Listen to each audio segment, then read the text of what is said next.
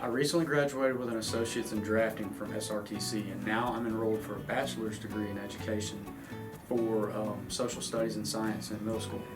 So I would say after about a year into it, I realized nobody had something out there that would keep up with me, and that everybody living in the wheelchair world was living according to what that wheelchair was capable of.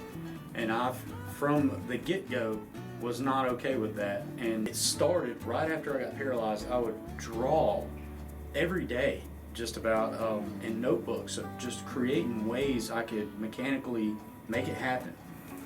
And it evolved from taking pieces of wheelchairs, pieces of mountain bikes, pieces of skateboards, putting them back together with nuts and bolts, to buying a cheap welder, teaching myself how to weld on YouTube, and coming up with a prototype that I could use. And I just learned over time what pieces I could use from the hardware store to make something very affordable and to fill a void I thought was very relevant in today's time for people that are living with paralysis that still want to live a very active lifestyle.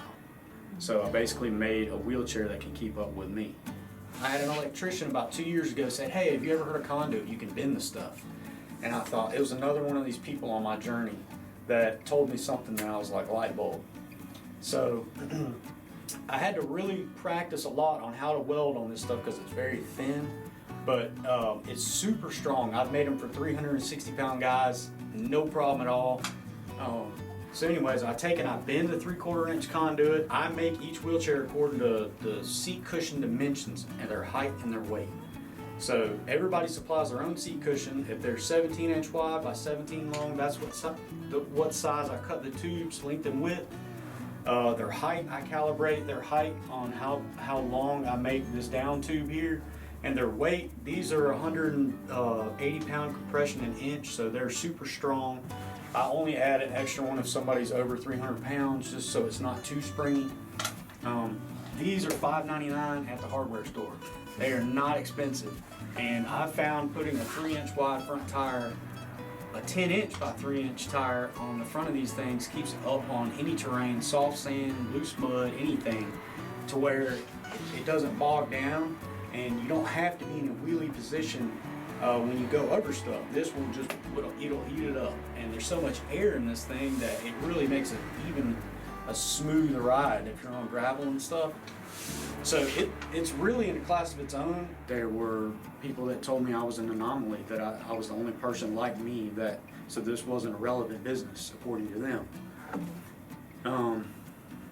And I battled drug addiction, alcoholism, depression. There was a lot of things that took my spirit to get this done in the early years that I wouldn't say derailed me, but definitely postponed the journey I'm on and sidetracked me. There were times I didn't believe in myself, and I think that's a part of everybody's journey. And it's at the end of it that you learn how to get yourself back up. So there's been a lot of difficulties, but they were all learning experiences. In my humanities course, my Humanities 200 course, my professor, the second day I rolled into the auditorium in this building, actually, he said, "Hey, have you heard of Lives Without Limits?" which is a nonprofit organization here in Thomasville that helps people with disabilities. And I have. They're actually people that have helped buy some seriously awesome equipment for my shop. And but that was, I consider a professor doing that. He's part of the university, so he was trying to help me by giving me an avenue that he thought I might not have known about. TU is part of the building stone for where I'm going to take my career. And education, my dad always told me, get your education, son. When you have an education, nobody can take that from you. So TU is going to help me get a education job, and then I'll take the financial gain, the independence from that job, and continue selling the world's baddest affordable wheelchair. And that'll be because TU's education, and I'll be an ambassador for TU for life.